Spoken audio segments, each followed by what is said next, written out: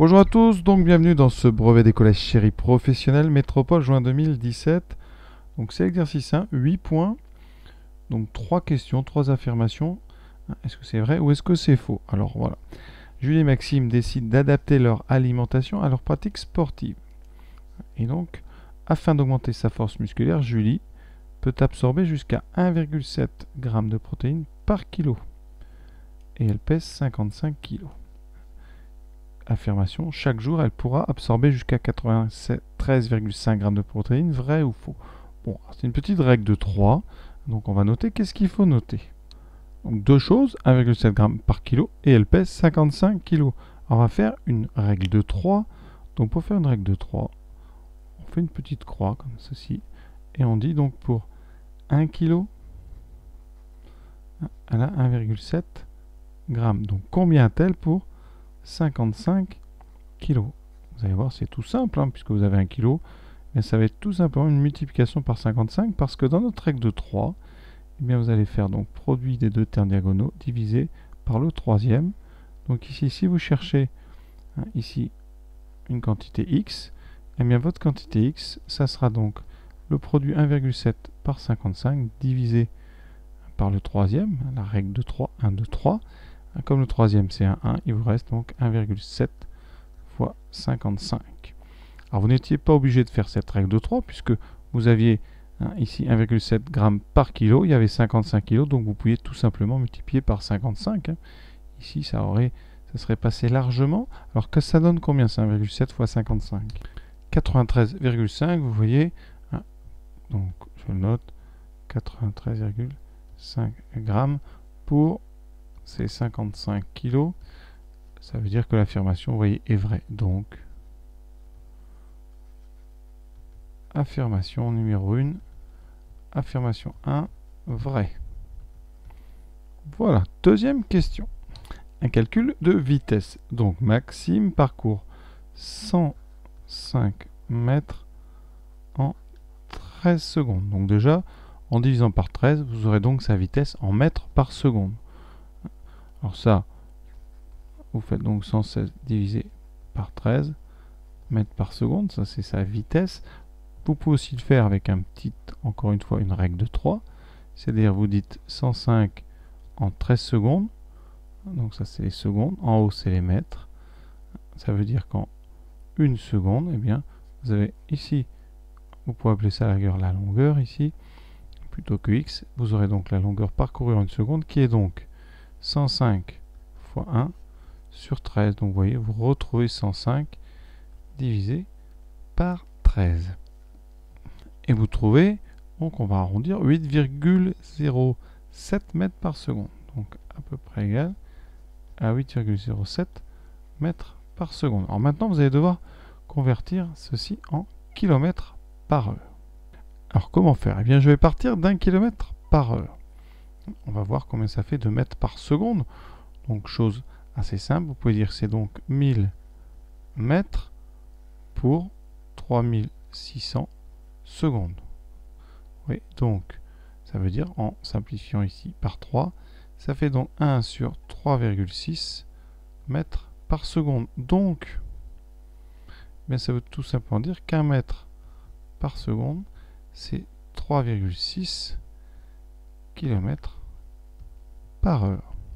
Donc, si vous allez à 8,07 mètres par seconde, pour avoir la vitesse en km/h, vous multipliez par 3,6. Donc la vitesse, c'est tout simplement 8,07 fois 3,6 km par heure. Donc ça, c'est à retenir. La formule de conversion, c'est celle-ci. 1 mètre par seconde, c'est 3,6 km par heure. Ça veut dire que quelqu'un qui court le 100 mètres en 10 secondes, ça veut dire qu'il fait donc 10 mètres par seconde. Vous multipliez par 3,6, il fait donc du 36 km par heure. Ça, c'est pour ceux qui aiment l'athlétisme. Pour nous, donc, on fait notre petite multiplication. Ça donne, vous voyez, 29, à peu près. Donc, à peu près, donc 29 km/h. On arrondit, évidemment. Donc là, eh bien, on peut dire, encore une fois, l'affirmation est bien proche de 29. La vitesse, pardon, est proche de 29 km/h. Donc, affirmation 2 exact. Ou vrai, comme vous voulez, c'est le même mot. Alors là, donc, je répète, seule chose à retenir qui peut vraiment être utile, c'est cette conversion ici des mètres par seconde en kilomètres/heure. Troisième question. Alors, pour préparer sa boisson de récupération, Julie dilue 1/3 de jus de fruits dans de l'eau et sa gourde à la forme d'un cylindre. Alors voilà, j'ai rajouté la flèche blanche pour bien que vous compreniez la forme de cylindre. Donc on a ici un diamètre, parce qu'un cylindre, je vous rappelle, c'est une forme, donc ici c'est un cercle à la base, et vous avez comme ça, c'est une sorte de bouteille ici, et à la fin, voilà, ça s'arrête et vous avez un petit goulot pour boire. Donc ce qu'on vous dit dans le texte, ce qu'il faut comprendre, c'est qu'ici en hauteur c'est 22, et qu'en diamètre c'est 8,5. La flèche blanche n'était pas dans le sujet, mais c'est assez foncé. Donc voilà comment moi j'interprète ce sujet. Donc 22 de haut, 8,5. On vous dit le volume de jus de fruits dans la gourde est environ de 380 cm3. Donc première étape. Il y a deux étapes dans cet exercice. C'est trouver le volume ici, donc de toute notre gourde. Et ensuite, on sait que dedans, il y a 1/3 de jus de fruits.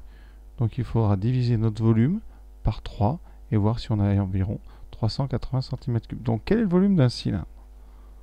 Un volume d'un cylindre. Eh bien, il faut d'abord calculer la surface de la base. Alors ici, donc la base, il faut son rayon. Donc c'est, on verra donc après. Donc la base, c'est donc pi r carré. Et ensuite, on multiplie cette base par la hauteur. Donc pi r carré fois h. Donc il faut un rayon et une hauteur. La hauteur, c'est 22. Le rayon, eh bien là, vous avez un diamètre. Donc ici, donc le rayon, c'est la moitié de 8,5. Moitié de 8,5, donc 8,5 sur 2, c'est 4,25. Et la hauteur, c'est 22. Donc il va falloir calculer à la machine pi fois 4,25 au carré fois 22. Ça, c'est le volume. Donc ici, volume de la gourde. Voilà. Je valide. On trouve 1248. Donc c'est des centimètres cubes, puisque tout est en centimètres. 1248 à peu près centimètres cubes.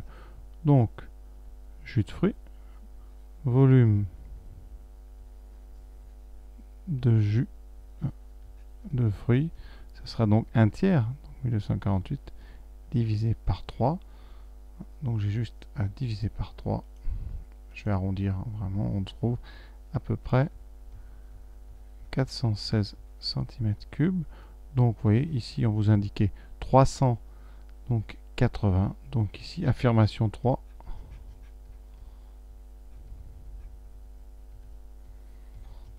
Eh bien c'est faux.